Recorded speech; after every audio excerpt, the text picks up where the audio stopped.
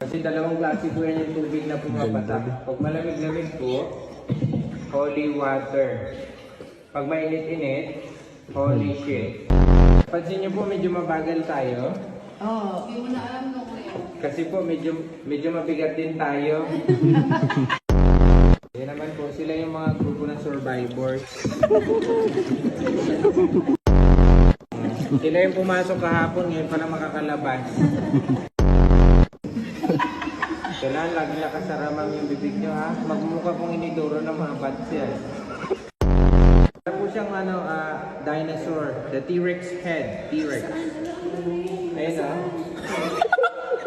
Tignan nyo. Sa harap naman po, tignan nyo, baka bumangga na tayo. Kung napapansin nyo po yung iba pong bats, hindi gumagalaw. Tulog. Yan, yung tawag po sa mga bats na hindi gumagalaw, low bat. Yung tamad naman po na bat, yan na po yung bat tugan. Pero kapag high tide po, nakakapasok pa rin naman po.